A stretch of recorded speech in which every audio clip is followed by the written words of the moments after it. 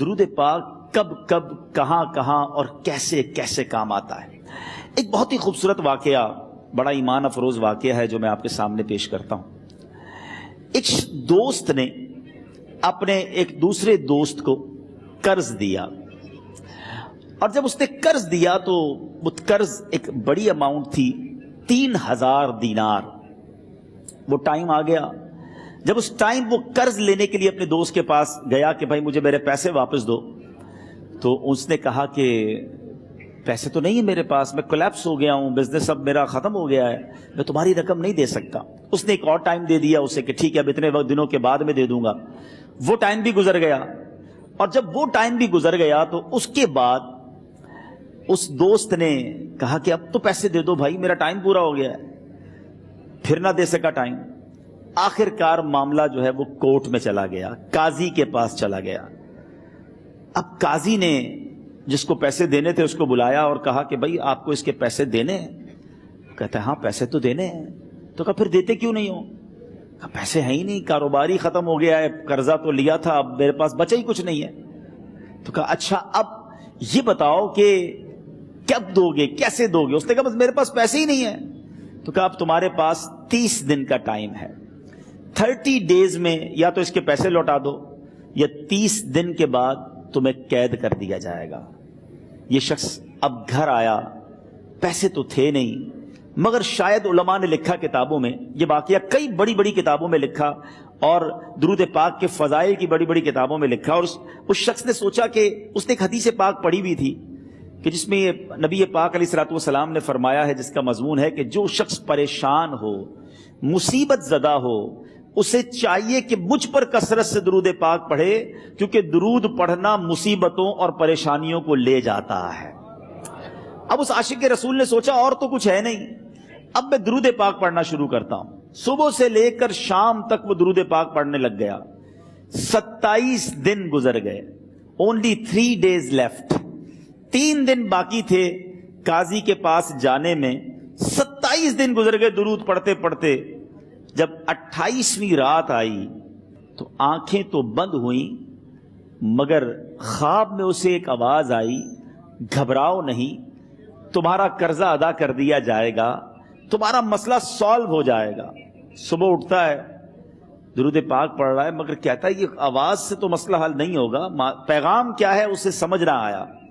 28واں دن گزر گیا، 29ویں رات آ گئی، مگر اب آنکھیں بند ہوئیں اور قسمت جاگ اٹھی۔ نبی پاک صاحب لولاک صلی اللہ تعالی علیہ وسلم خواب میں تشریف لائے، اور پیارے آقا صلی اللہ تعالی علیہ وسلم نے فرمایا گھبراؤ نہیں، علی بن عیسیٰ وزیر کے پاس جاؤ، وہ تمہارا قرضہ ادا کر دے گا۔ اب یہ عاشق رسول صبح اٹھا تو ویری فریش، حشاش بشاش کہ اب تو کام ہو گیا، نبی پاک نے خواب میں آ کر بشارت دی ہے۔ مگر پھر ذہن میں سوال آیا کہ علی بن عیسیٰ کے پاس جاؤں گا تو ثبوت کیا ہے، پروف کیا ہوگا؟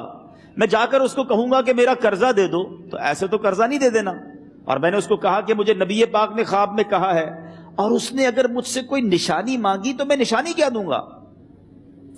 آخری دن تھا، 29واں دن تھا، وہ بھی درود پڑھتے پڑھتے گزر گیا۔ 30th نائٹ آ گئی، صبح وہ دن ہے جب عدالت میں جانا ہے۔ اب اس رات پھر نبی پاک علیہ الصلوۃ والسلام خواب میں تشریف لائے، اور آقا علیہ الصلوۃ والسلام نے فرمایا کہ علی بن عیسیٰ وزیر کے پاس جاؤ، وہ تمہارا قرض ادا کر دے گا۔ کہ حضور چلا تو جاؤں گا، لیکن اگر وزیر نے مجھ سے کوئی نشانی طلب کی تو میں کیا جواب دوں گا؟ پیارے آقا علیہ الصلوۃ والسلام نے کمال کا ارشاد فرمایا کہ علی بن عیسیٰ سے کہنا کہ تم روزانہ فجر کی نماز کے بعد 5000 بار درود پاک پڑھتے ہو، یہ راز فقط تم جانتے ہو اور تمہارا رب جانتا ہے۔ اب یہ جب صبح اٹھا تو ایک نشانی بھی مل چکی تھی۔ عدالت میں جانے سے پہلے وزیر کے دربار میں پہنچ گیا، اسے یہ ڈر تھا کہ آج پیسے نہ لوٹائے تو سزا ہو سکتی ہے۔ جب وزیر کے دربار میں پہنچا تو وزیر اپنے مشیروں کے ساتھ بیٹھا تھا۔ کہا مجھے آپ سے بات کرنی ہے۔ کہا بتاؤ کیا بات کرنی ہے؟ کہا میں ایک پیغام لایا ہوں آپ کے لیے۔ اچھا کس کا پیغام لائے ہو؟ کہا میں نبی پاک جناب محمد مصطفیٰ صلی اللہ تعالی علیہ وسلم کا پیغام لایا ہوں۔ وہ عاشق رسول وزیر تھا، کہتا بتاؤ میرے آقا نے کیا پیغام دیا ہے؟ کہ حضور میں 3000 دینار کا مقروض ہوں، آج آخری دن ہے اور میرے آقا نے مجھے بشارت دی ہے کہ آپ سے کہوں کہ آپ میرا قرض ادا کر دیجئے۔ علی بن عیسیٰ کہتا ہے کوئی ثبوت ہے آپ کے پاس؟ ہے کوئی دلیل بھی ہے آپ کے پاس؟ میں کیسے مان لوں کہ آپ کو نبی پاک علیہ الصلوۃ والسلام نے بھیجا ہے؟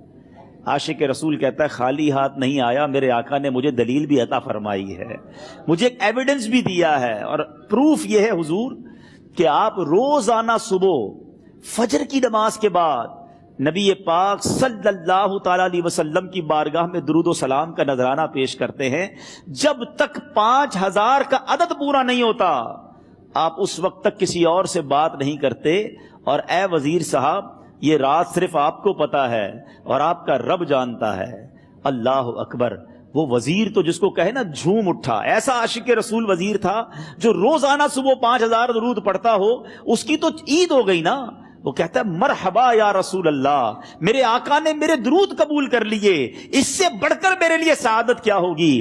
اب یہ وزیر اپنی سیٹ سے اٹھتا ہے، اپنے کمرے میں جاتا ہے، تھوڑی دیر بعد واپس آ کر اس عاشق رسول کے ہاتھ میں 3000 دینار رکھ کر کہتا ہے حضور پہلے 3000 دینار تو نبی پاک کا حکم کی میں ادب سے بجا لاتا ہوں، میرے آقا نے جو حکم فرمایا یہ 3000 دینار آپ کو پیش کرتا ہوں، حضور ایک اور 3000 دینار لیجئے۔ میرے گھر آپ آئے، اتنی اچھی خبر سنائی، آپ نے قدم رنجا فرمایا، یہ 3000 اس کا نذرانہ ہے، اور ایسا کیجئے 3000 اور لیجئے، اس سے اپنے بچوں کے لیے کچھ چھوٹا موٹا کام شروع کیجئے، اور ایک وعدہ کر کے جائیے آج کے بعد زندگی میں آپ کو جب بھی کوئی کام پڑے میں آپ کا بھائی ہوں، مجھے یہ خدمت کا موقع دیجئے گا۔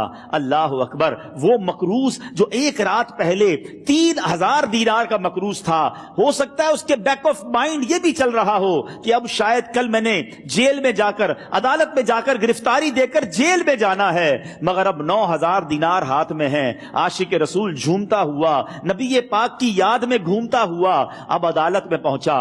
عدالت میں everybody expecting over there کہ آج اس نے آنا ہے اور آ کر کہنا یہی ہے کہ پیسے تو نہیں ہیں، گرفتار کر لو، مگر جا کر اس عاشق رسول نے 3000 دینار جج صاحب کے ہاتھ میں رکھ دیے۔ قاضی کہتا ہے پہلے تو یہ بتاؤ پیسے آئے کدھر سے؟ تم تو کہتے تھے غریب ہوں، تم تو کہتے تھے کاروبار نہیں ہے، ایک مہینے میں اتنی بڑی رقم کا انتظام کیسے ہو گیا؟ سبحان اللہ، اس عاشق رسول نے گویا زبان حال سے یہ کہا ہوگا کہ یہ تو کرم ہے ان کا، ورنہ مجھ میں تو ایسی بات نہیں، اتنا دیا سرکار نے مجھ کو، اتنی میری اوقات نہیں۔ اس نے وہ پورا واقعہ بھری عدالت میں سنا دیا۔ اللہ اکبر، میرے پیارے اسلامی بھائیوں ذرا سوچو پہلے زمانے میں کیسے عاشقان رسول ہوا کرتے تھے۔ وہ جج، وہ قاضی بھی کیسا سرکار علیہ الصلوۃ والسلام کا عاشق تھا۔